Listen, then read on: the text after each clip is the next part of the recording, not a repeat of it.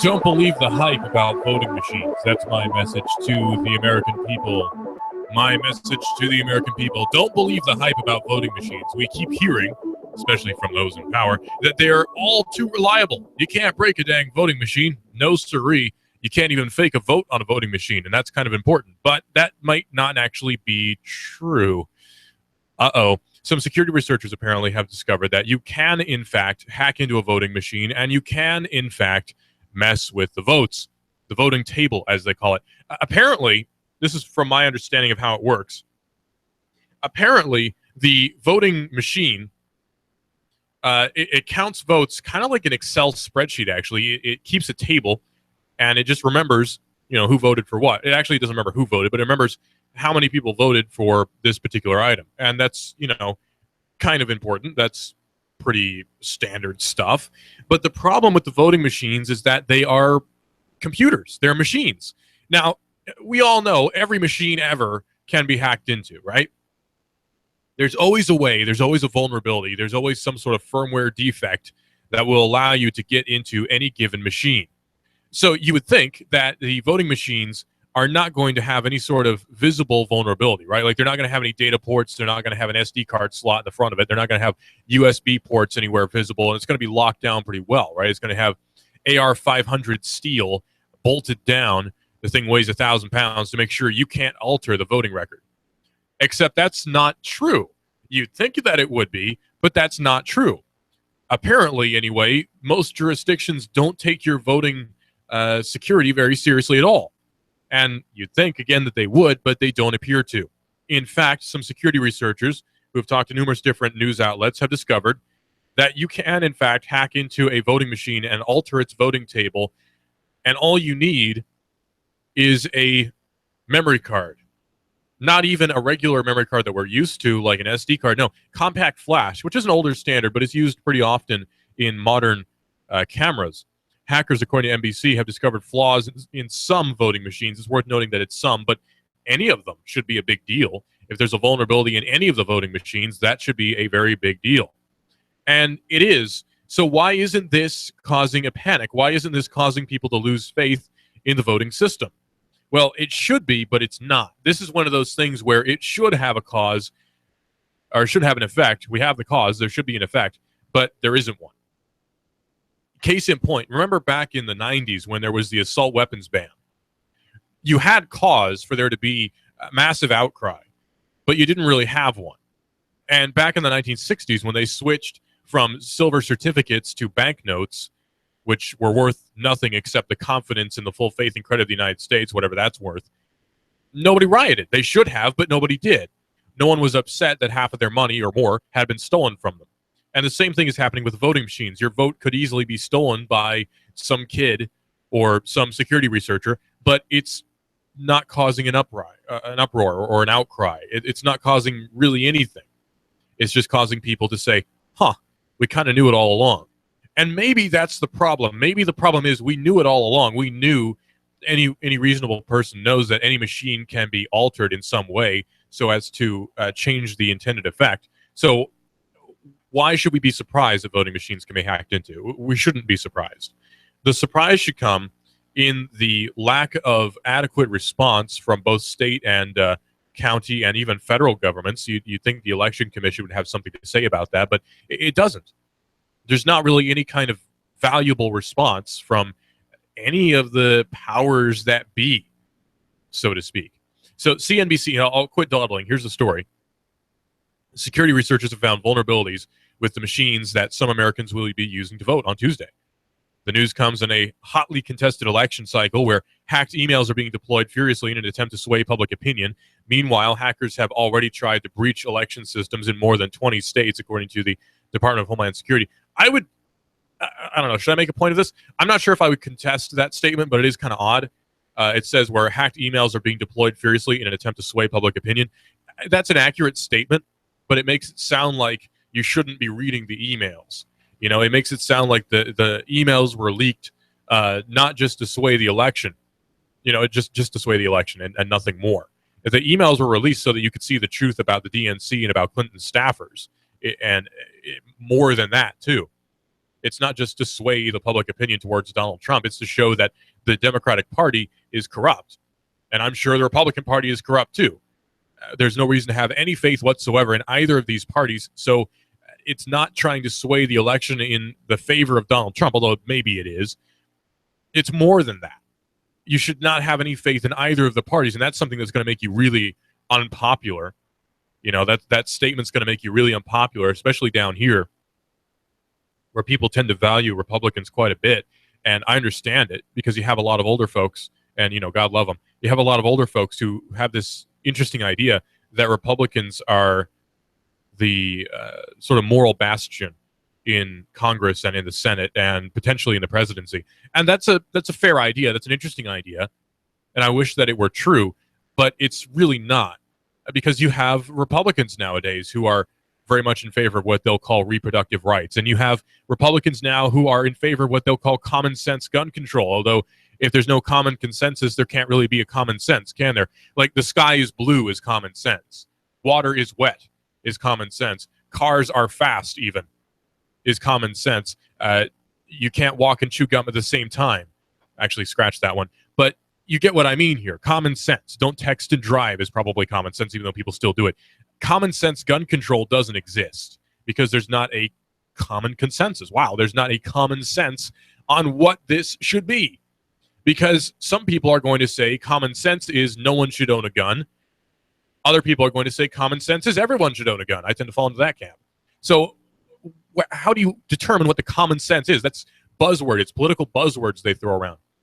And you can have whatever opinion you want. I'm not telling you shouldn't think this way. You know, you shouldn't think that gun control should be a thing. I'm not telling you that. You can think whatever you want. It's election season. Vote how you want to. I'm saying that you should know what the buzzwords are and learn to read through them. Because there are a lot of them, especially this election season, where people are throwing around buzz phrases and buzzwords like nobody's business. It's marketing. Elections are very high-stakes marketing. Seriously, though, elections are just high-stakes marketing. That's all it comes down to. Campaigns, that's all they are, high-stakes marketing.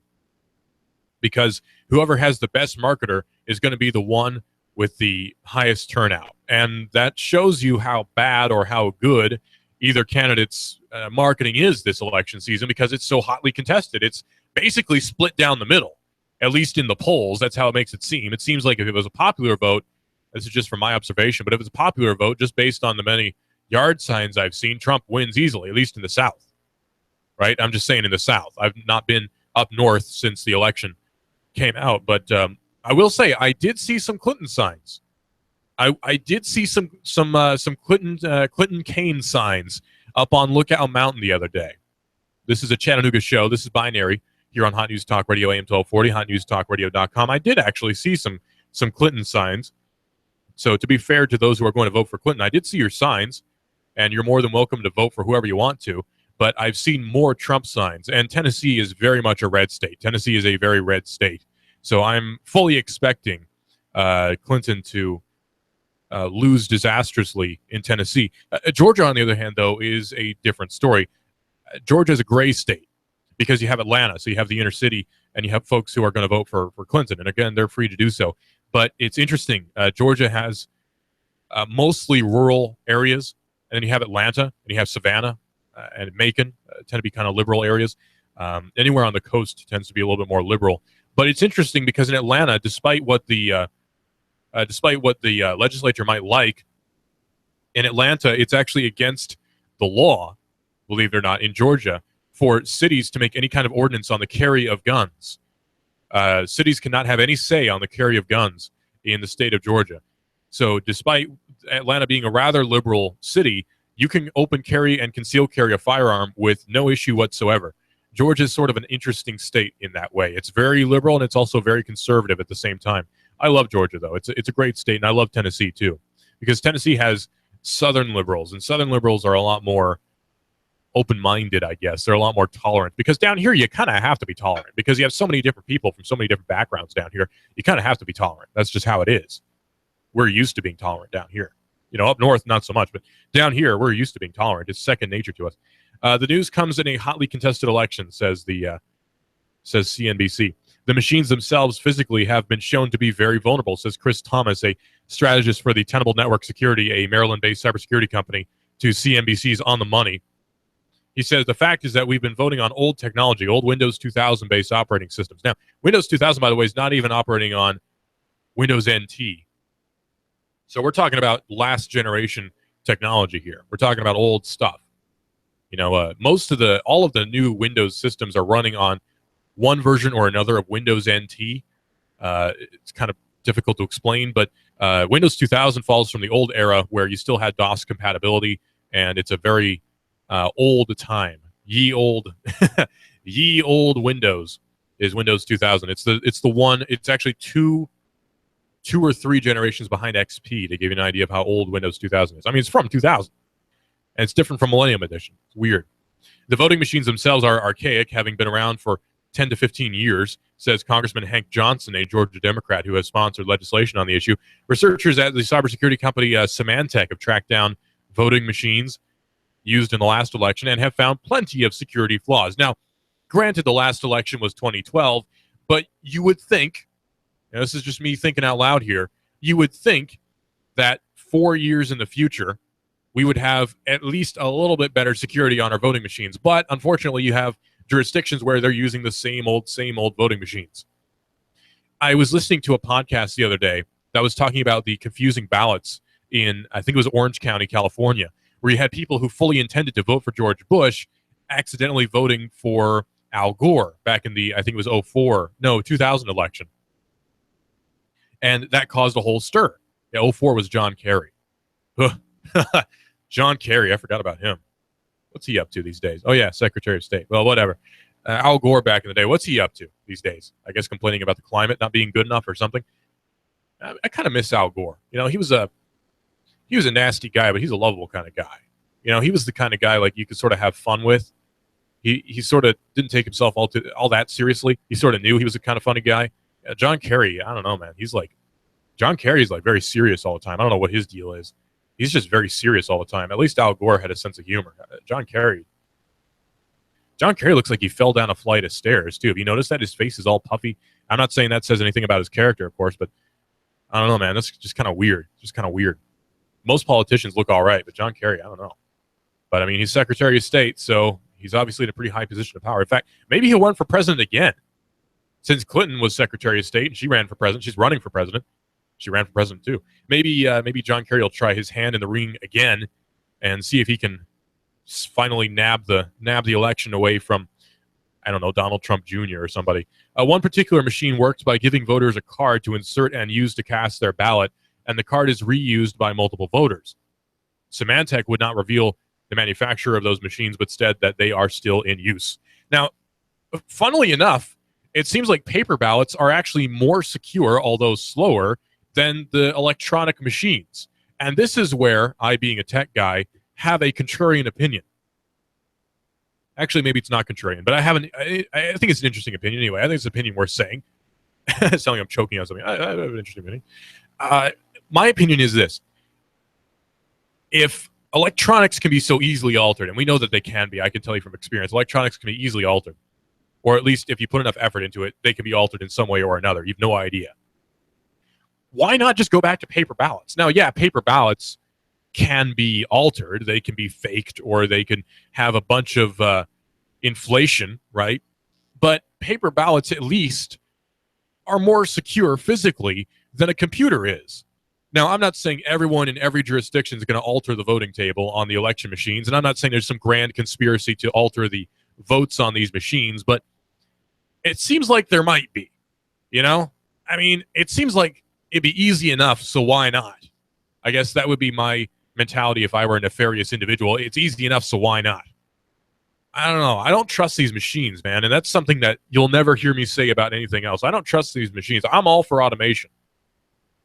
Seriously, I'm all for automation. I am fine with having a robot teller at McDonald's. I'm all right with having the, those digital, those ATM things at banks. I mean, I know ATMs are a thing, but the electronic tellers that they have, if you go to TVFC, you know what I'm talking about. They got these electronic devices. I like those, but I don't like the idea of the computers for ballots. I just don't think that's a great idea. We got a caller on the air. Caller, you're on the air. What's up? The only way to fix it is through my solution. because I'm almost always right. Sock it to me. Paper ballots don't work because it matters who counts the votes.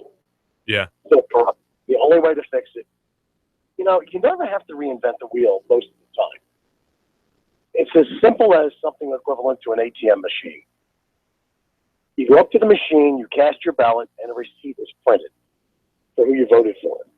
You then go home and scan that in to a separate agency. They then compare not only your physical ballot, but your scanned ballot with the one from the other device. And now you have checks and balances. It's called Like two-factor the physical one that authentication. you're holding, you have the scanned device that you just scanned to a separate agency that you send to both parties in a third agency, and the one you initially cast your vote with. So if there's any question, your physical ballot takes precedent. Interesting. How simple is that? Actually, in the tech world, we have a word for that too. Two-factor authentication. It's really useful. Well, that would work. Yeah. That's a simple way to do it. That would be the way to do it. Yeah, it's equivalent to an ATM machine. You have your checks and balances. It goes to all parties, and then it goes to a third independent party that doesn't have a political agenda, and then you hold the original one in case you challenge it in court. Now, caller, the problem with this is you sound like a smart kind of guy, so you're going to know voting kind of has to be rigged in the modern system. Something like this is never going to be implemented. Wouldn't you say? No, elections are rigged. They're rigged. I mean, Kennedy was elected because it was rigged. I mean, Chicago rigged it. The mob rigged it. We all know that. I have no doubt that the mob killed him because he turned on him. Right. The mob got Kennedy elected. We know that. I mean, we know in Philadelphia, Arlen Specter was a Republican. Certain guys that are going to be in there for life. We know Hillary was given the nod when she started promoting Obama. This is a very corrupt system, and this is about the control of $3 trillion. This is beyond national. This is international. Well, speaking of the American people were smart. They would do two things. They would either defund the government or break them by accepting as many government privileges as they could. So you either break them by accepting as many government privileges as you can, or you defund them. But at this point, the FBI has no credibility with voting. None. No, How can the FBI or the Justice Department ever indict anyone for a paper crime when they let the Internal Revenue Service go and Hillary Clinton? Let me tell you something. Where I work, if you delete or alter one piece of material that I'm supposed to keep, I could be fined $5,000 per violation. And this criminal has done it many, many times. We're in a third world banana republic. That's what we're dealing with America now. If I ever hear an American say we're free again, I'm going to punch them in their face. Because we're not free. We're in a third world banana republic. And I can tell you in particular, liberal Republicans are disgusting. And I've never met a Democrat that they're going to throw up on. They're disgusting, vile pigs. And thank God Janet Reno is dead. I hope she burns in hell, that bitch. Oh, gosh. Well, inflammatory language from the public at large, but you know what? Freedom of speech is a thing, and I'm glad that it is. We might not be free. You can argue that. You're probably right, actually. We might not be free. In fact, we're probably not. But at least I can pretend that we have freedom of speech. So he can say that, and that's good. I might not agree with anything the dude says, although I agree with most of it. I might not agree with anything the dude says, but you know what? He can say what he wants. And so long as he doesn't use any foul language, any particularly foul language, the 7 ones we can't say, he can say whatever the heck he wants, as long as he doesn't go on for too long. Did you see the Newsweek periodical that was pushed out about the Madam President? I saw images of it the other day. I can't verify them, but I saw that online, and I'm kind of wondering, I haven't seen a Trump one. I haven't seen a Gary Johnson one. Why not? I haven't seen a Jill Stein one. So why are they being so presumptuous over at Newsweek? It's almost like they know she's going to win, or maybe it's a vain hope. Maybe it's hubris. Perhaps it will be hubris that will be the star of the show tomorrow at the election. I think it will be. And we're going to be bringing you as much election coverage as we can here on Hot News Talk Radio AM 1240 and hotnewstalkradio.com. We're hatching up a plan. We're putting together a dream team of a group of us who are going to go out to the polling stations and talk to some people and do all sorts of good stuff, voter intimidation.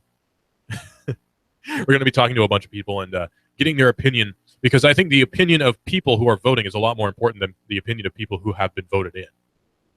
to be quite honest with you. I think the people who are voting are way more important than the people who they are voting in.